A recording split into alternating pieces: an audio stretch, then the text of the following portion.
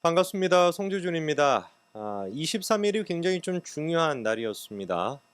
이제 다가오는 전당대회가 딱 한 달 남는 시점이 23일이죠. 그리고 23일을 맞이해 가지고 지금 이제 라인업이 다 짜여진 상태인데 전당대회 당대표 출마 후보자들이 연달아 가지고 1시간 간격으로 그 출마 선언까지 하는 굉장히 좀 중요한 날이었습니다. 일단 우리가 한번 살펴봐야 되겠죠. 가장 이제 유력하게 꼽히는 사람이 세 사람 정도입니다. 윤상현 후보 같은 경우도 물론 이제 뭐 출마 선언하곤 했습니다만 아무래도 이제 그 나머지 세 분에 비해서는 비중이 조금 부족한 느낌이 있으니까요. 나경원과 그다음에 한동훈 그리고 원희룡 세 사람이 이제 연달아 가지고 1시간 간격으로 기자회견을 했습니다. 일단 조선일보 같은 경우는 각 후보에 대해 가지고 다음 같은 타이틀로 설명을 하더라고요. 나경원 후보 같은 경우는 요 멘트를 조선일보가 꼽았습니다. 다음 대선 불출마, 보수 재집권 해내겠다. 요게 이제 나경원 후보에 대한 멘트였고요. 한동훈 전 위원장 같은 경우는 죽기 좋은 자리지만 헌신을 결심했다라고 이제 뽑았고요. 원희룡 전 장관 같은 경우는 대통령과 신뢰관계 레드팀 만들어서 민심을 전달하겠다. 이렇게 이제 조선일보가 뽑았습니다. 세 가지만 딱 들어보더라도 명확하게 구분이 좀 되죠. 나경원 의원과 한동훈 전 위원장 같은 경우는 윤석열 대통령을 크게 강조하는 느낌은 없었고요. 원희룡 전 장관 같은 경우는 사실상 이제 굉장히 좀 짧은 기자회견이었는데 한 5분 정도밖에 안 됐던 걸로 제가 느껴졌는데 그 짧은 이제 그 내용도 처음부터 끝까지 윤석열로 시작해서 윤석열로 끝나는 그런 이제 또 출마 선언이었습니다. 자, 일단 우리가 자세하게 각각의 이제 후보에 대한 입장과 특히나 이제 한동훈 전 위원장의 그 얘기까지도 정리를 해봐야 될 것 같은데요. 모 신문사는 이런 식으로 뽑았어요. 한동훈, 원희룡, 나경원 출마 선언 돌고 돌아 또 윤심이라고 이제 뽑아놨습니다. 근데 이제 아까 잠깐 말씀을 드린 것처럼 한동훈, 나경원 같은 경우는 완벽하게 막 이렇게 친윤이다라는 느낌을 강조하지는 않았고요. 물론 이제 비윤이다라고 하는 모습을 또 보여주지는 않았으니까 이 기사가 지금 지적하는 것처럼 윤심이다 뭐 이렇게 얘기할 수는 있을 수도 있습니다.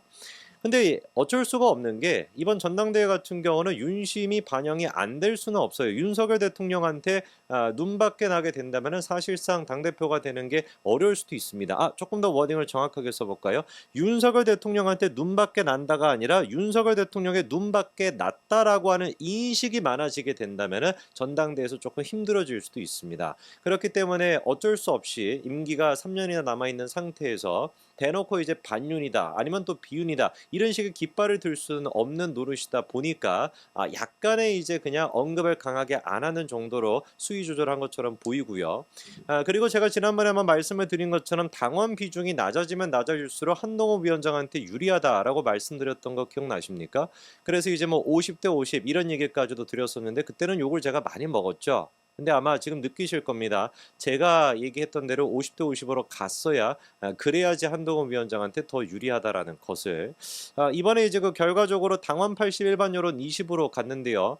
일반 여론 같은 경우는 한 위원장이 거의 뭐 1, 2등을 번갈아 가면서 했습니다. 누구랑? 유승민이랑. 근데 유승민 같은 경우는 불출마 선언했잖아요. 당연히 불출마 선언할 거라고 보이긴 했습니다만 그렇게 되게 된다면 일반 여론에서 같은 경우는 한동훈 위원장이 압도적인 점수를 가져갈 수밖에 없습니다. 제가 매번 누차 말씀을 드렸던 것처럼 당원들에 대한 인기뿐만 아니라 일반 국민들, 특히나 중도층에 있는 사람들이 보기에 한 위원장에 대한 호감도가 굉장히 높다 보니까 반면에 나경원, 원희룡 등등등 그리고 또 그때 언급이 됐던 뭐 윤상현 이런 사람들은 일반 여론 자체가 그렇게까지 좋지 않기 때문에 일반 여론이 높아지면 높아질수록 한동훈이 유리하다라고 말씀을 드렸었거든요.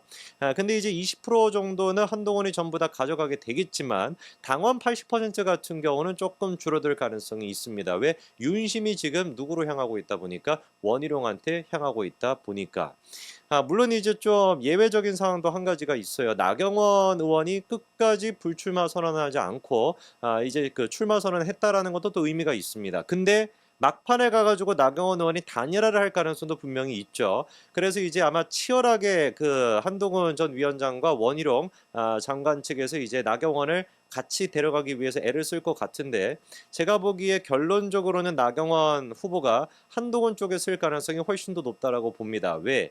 나경원 후보 같은 경우는 이미 뒤통수를 2번이나 맞았다라는 생각을 갖고 있을 거거든요.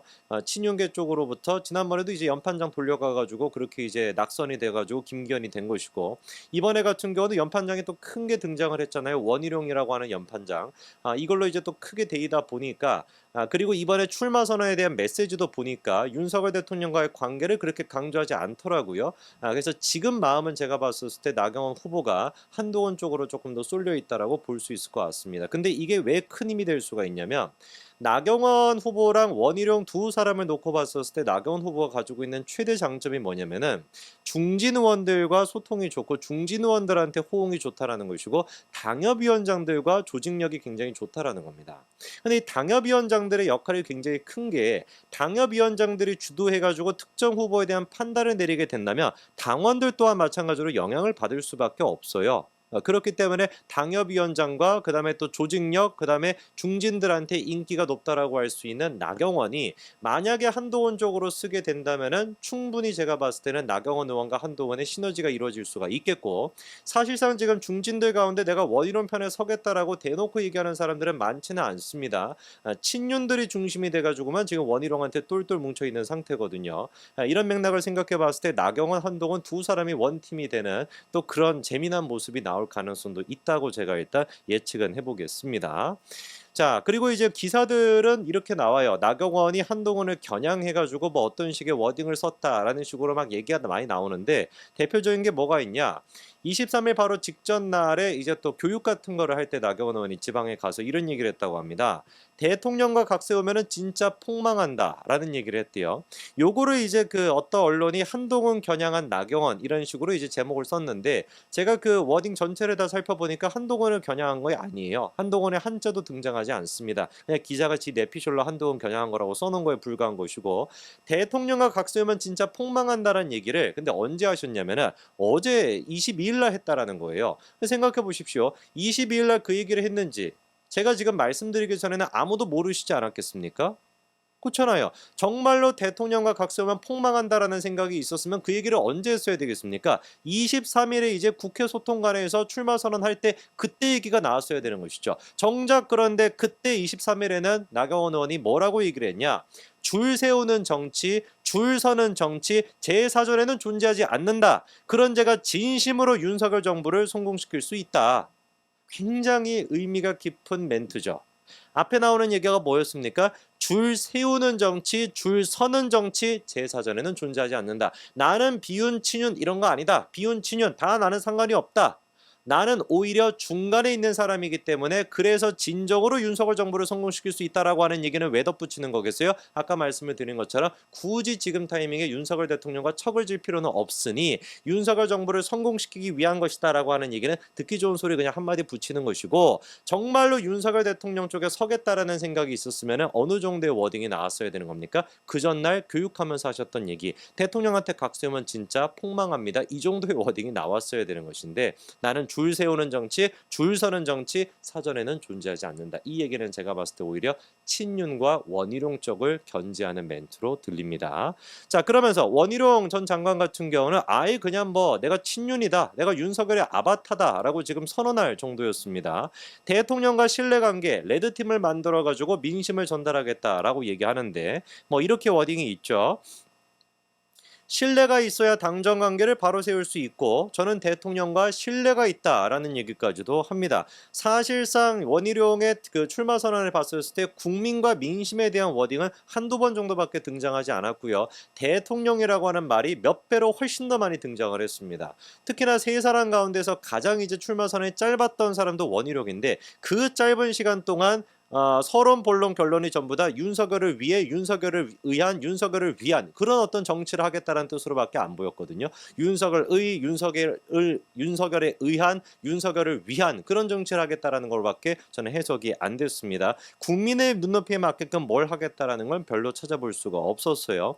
뭐 예를 들어서 윤석열 정부는 우리가 함께 만든 정부다. 윤석열 정부가 성공해야 정권을 재창출할 수 있다. 윤석열 정부의 성공을 책임지겠다. 모든 게 다 윤석열, 윤석열, 윤석열. 윤석열, 윤석열밖에 없었습니다. 명확하게 그러니까 민주당 쪽에서 이제 타겟을 바꿔야 될 것 같아요. 윤석열의 아바타를 한동훈이다라고 공격했는데 윤석열의 아바타는 누굽니까? 원희룡이 됐다라고 봐야 되겠네요. 한동훈 전 위원장은 이렇게 얘기했습니다. 죽기 좋은 자리지만 헌신을 결심했다. 굉장히 좀 유의미한 얘기죠.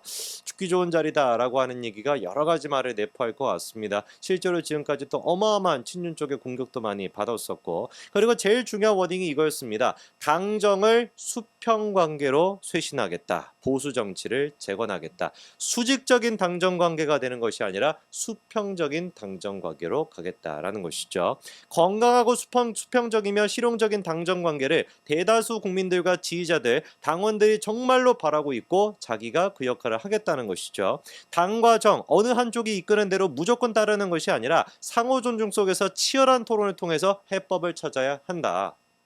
정상적인 인식을 가지고 있는 국민이라고 한다면 한동훈 전 위원장의 이 얘기에 대해서 어느 누구도 비판하지 못할 것 같습니다. 당정 관계는 건강한 관계가 유지가 돼야 되는 것이고 치열한 토론이 있어야 되는 것이고 당과 정 어느 한쪽이 이끄는 대로만 따라가는 것이 아니라 양쪽의 입장을 전부 다 협력하면서 고려하면서 가야 되는 것이지 수평적인 관계로 가서는 안 된다라고 하는 얘기가 정확한 얘기 아니겠어요? 원희룡 전 장관이 원래 이런 식의 워딩을 쓰시는 분인데 수평적인 관계가 돼야 된다. 그리고 또 상호 존중, 치열한 토론, 한쪽이 이끄는 대로만 가서는 아니다. 원래 이제 그 세보게라고 하는 사람의 특징이 그런 워딩을 많이 쓰지 않습니까? 근데 그랬던 사람이 갑자기 나와가지고 대통령 얘기하고 있는 모습을 보니까 참으로 그냥 딱하다라는 생각이 개인적으로 들더라고요.